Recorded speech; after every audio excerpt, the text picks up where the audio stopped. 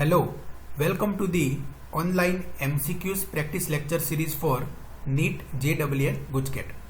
Dear students, currently we are discussing paper solution of GUJCAT 2015. Question number 11. A galvanometer of resistance 50 ohm is connected to battery of 8 volt along with resistance of 3950 ohm in series. A full deflection of 30 division is obtained in galvanometer. In order to reduce this deflection to 15 division, the resistance in series should be blank ohm.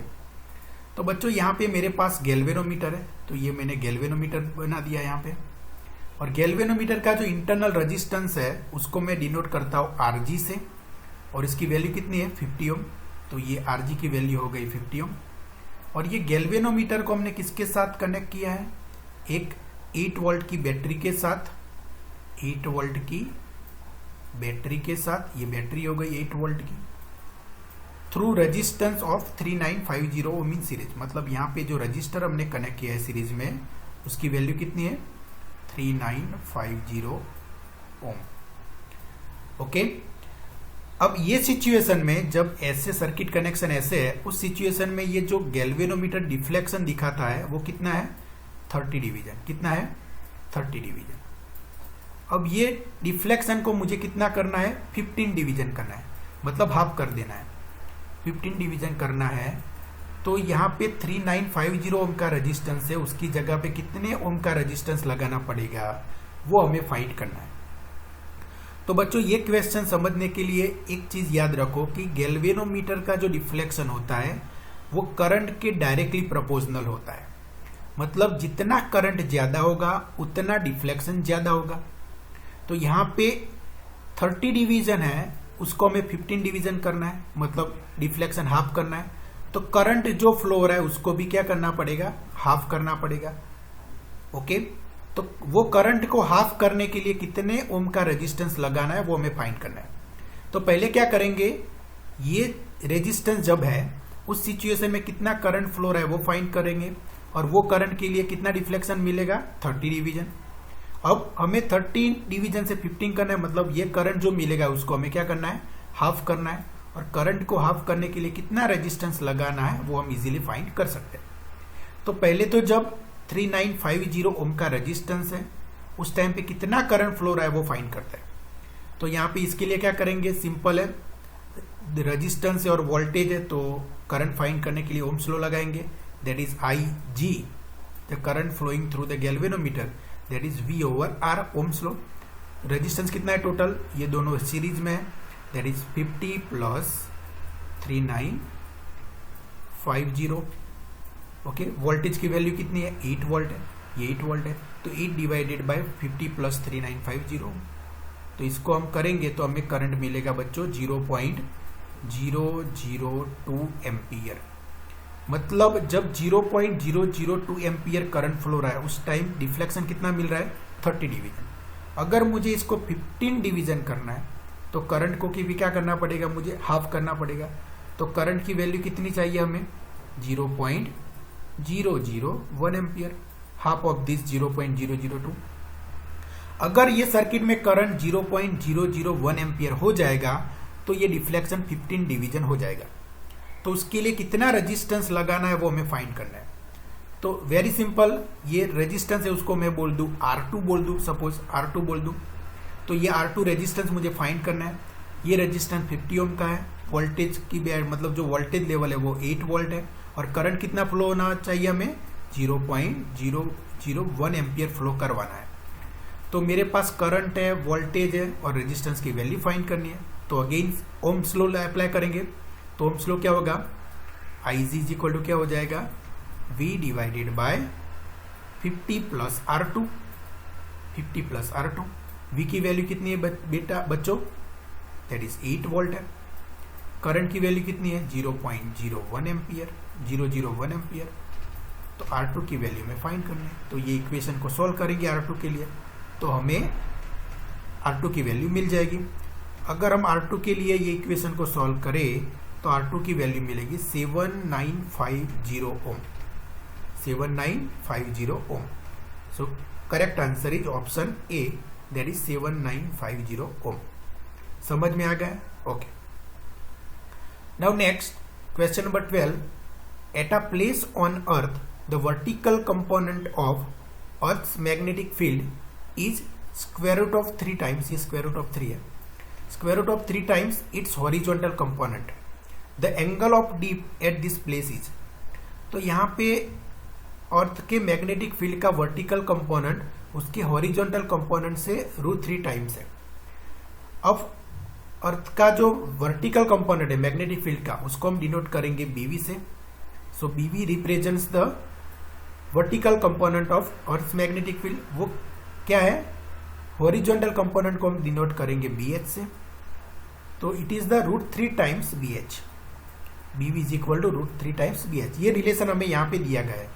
तो angle of dip find करना है. Angle of dip को हम denote करते हैं delta से. तो delta हमें फाइंड करना है. अब BV, BH एंड डेल्टा का एक रिलेशन है, that is BV is equal to BH tan delta. BH tan of delta. Delta is the angle of dip. अब BV इज इक्वल टू क्या है? √3 BH है. तो ये हो जाएगा √3 BH. तो √3 BH इज इक्वल टू क्या हो जाएगा? BH tan delta.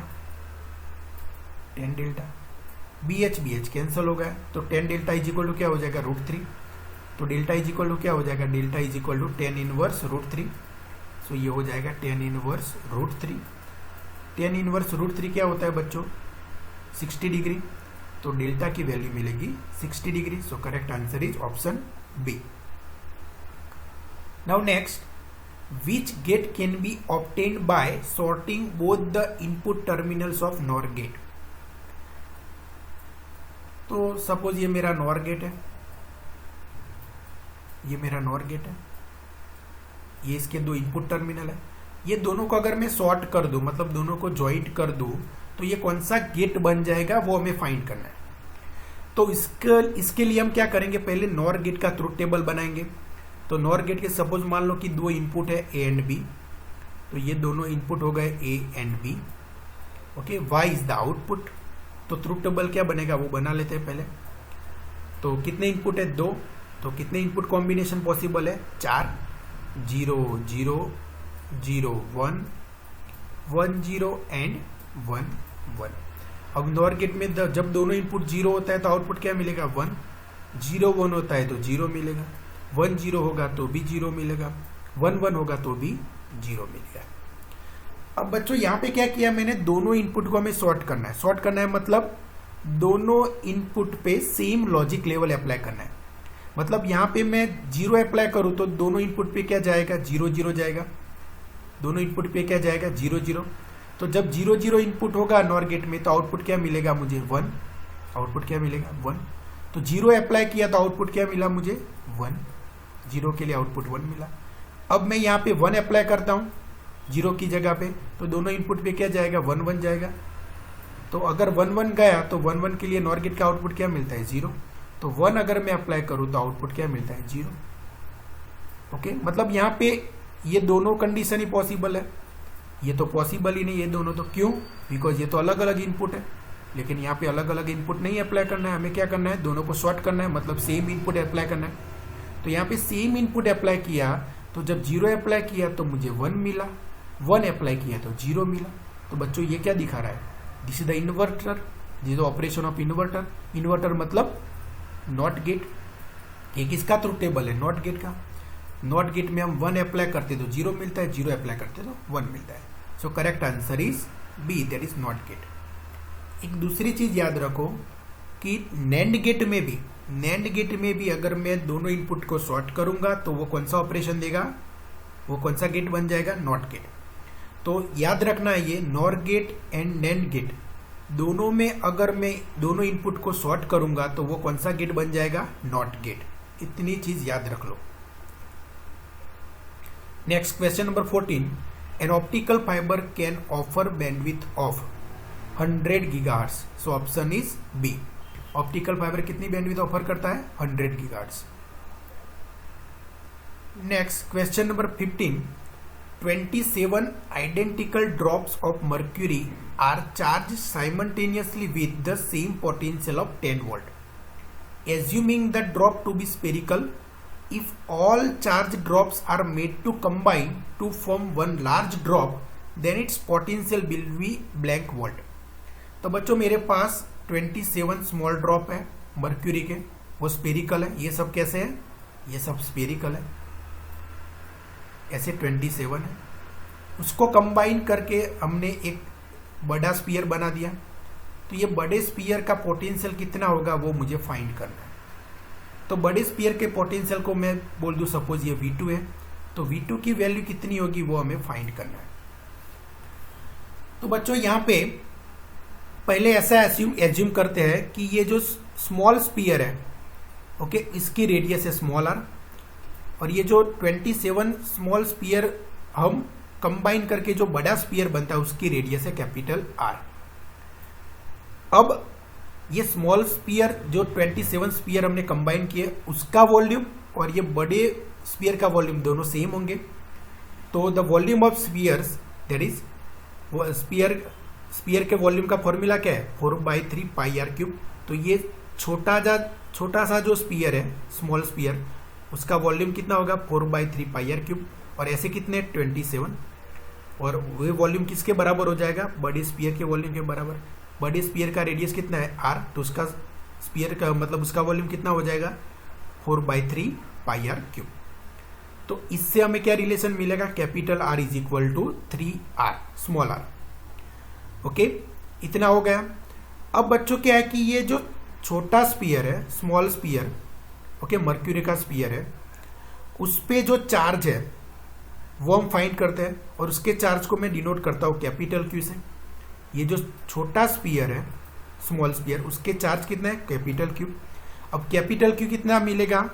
तो हमें पता है कैपिटल क्यू किससे मिलेगा? दैट इज पोटेंशियल के फॉर्मूला से। पोटेंशियल का फॉर्मूला क्या होता है? V is equal to KQ divided by R। KQ divided by R। Okay, इसकी रेडियस कितनी है? Small R. तो ये पोटेंशियल का फॉर्मूला होगा KQ डिवाइडेड बाय R। तो मतलब ये जो छोटा स्पीयर है उस पर कितना पोटेंशियल है? V is equal to KQ divided by R। Okay, तो Q क्या हो जाएगा? Q को अगर मैं सब्जेक्ट बनाऊं तो Q क्या हो जाएगा? Q is equal to V multiply by R, V multiply by R divided by K। K की वैल्यू क्या होता है? K is equal to 1/4 pi epsilon nought. K is equal to 1/4 pi epsilon not.